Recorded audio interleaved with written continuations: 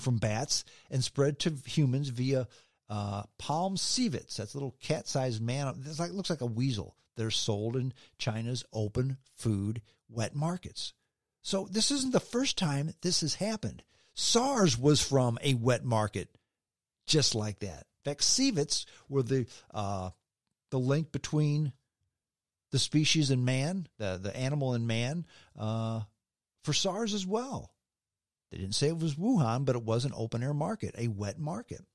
Now, China banned all wildlife trade in 2003 when SARS hit Hong Kong, killed 800 people. But then they lifted a ban after the smoke went away and they were out of the news. Just a bizarre story out of the Wall Street Journal, folks. How could they even think of doing that? The fact that they banned the wet markets there, that's fine. But now what are these people going to do for a living? Just export it someplace else. That's beyond reprehensible. That's just unimaginable they would do. I mean, that they would do that. Now, okay, you say, Strong, what should we do next? Now, in my opinion, nothing now. We shouldn't do anything right now. The Wall Street Journal put this story out here. I've told you about it. Countless others will read it as well. Take that and file it. Okay? Because right now we have to worry about this pandemic. We have bigger fish to fry right now with COVID-19. But when it's over, we, and when I say we, I mean the whole Western world, Western society, need to investigate this and investigate it big time. Now, I don't know to what degree China was to blame for this pandemic. I don't, and neither do you. No evidence points to a biological warfare, okay? It's probably going to be something between a direct cover-up and lies that caused who knows how many deaths of Chinese and other people throughout the world, and poor management. It's going to be somewhere in between there. That's going to be the high and the low, okay? Now, this wild animal trade crap, however, this is unforgivable. Absolutely unforgivable. You can't have that. They've done this knowing it's going to spread danger, knowing it's going to risk spreading another pandemic. Now, as a people, as the Western society, okay, we made a choice to suspend our way of life. We made a choice to cripple our economy. We made a choice to put freedoms and rights on hold to battle a pandemic. And I like it. Government choice, but I like it. We did the right thing here. The West will rise like the phoenix from the ashes, okay? And when I say the West, I just don't mean the United States and Europe. I mean Canada. I mean South Korea. I mean Japan. I mean the other Western democracies. I shouldn't even say Western democracies. The other prosperous first world democracies. Now, China needs to decide if they want to be a part of the civilized society or not. Sitting hard on their own people, lying to their own people, denying rights to their own people, and denying freedom to their own people, that's their business, okay? If the Chinese people want to change that, let them do it, okay? But when their policies endanger the lives, the rights, and freedoms of others, the lives and freedom of us, now it's our business. No other country who is a big player in Western civilization does this. None. Not even one. Now, first off, you're going to say, well, what about Russia, Strong? Sorry, folks. Russia never was a big player in Western trade. Russia was basically, and still kind of is, a third world country with nuclear weapons and a big army. Okay? They export a lot of oil, which there's too much of that in the world right now. Oil's almost free. They export really good vodka, okay? What else do they export? That's it. Nobody else wants anything else that they make, okay? They are not a player in this world. Again, Russia is, for all intents and purposes, a third world country with a nuclear weapon, with a bomb, and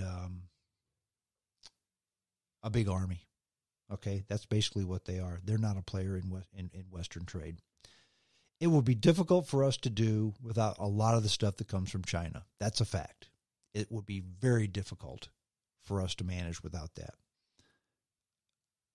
But here's the flip to that flop, okay? A lot of the goods that come from us and go to China, they're going to have a hard time dealing with those as well, because the pain will go both ways. They need a lot of the stuff that comes from the West too. Our machinery, food, other components, technology, etc.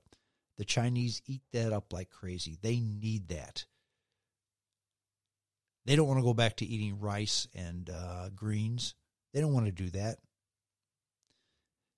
And they don't want to use many of their own goods. An example, another story I'll tell. When I was in China one time, and the guy we dealt with over there, his name was Frankie Kwan. And we were, I think it was Hunan is where we were in China. And in that Hunan plant, they had a couple of Chinese car plants, okay? And they also had a Peugeot plant, French cars. And you saw a lot of Peugeots around there because they had a plant in the city. But they had two other car plants in the city too, and I really didn't see many of those cars.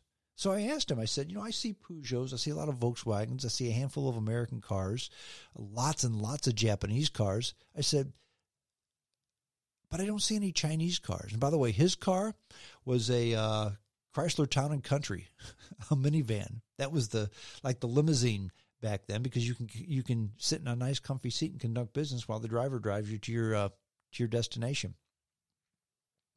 But he looked at me when I mentioned that. He said, nobody wants those cars. I said, but they're built here. He says, yeah, but they're no good. Nobody wants those cars. I said, well, you mean nobody buys them? He said, oh, yeah, the people who can't afford anything else, they buy them. But anybody who can afford something else, they buy something else, because nobody wants a Chinese car. They're ugly and they're not good and they're not dependable. They're just not good, which is the number one reason why we don't import Chinese cars into this country, because people would look at them and they would laugh. They're garbage. They're horrible.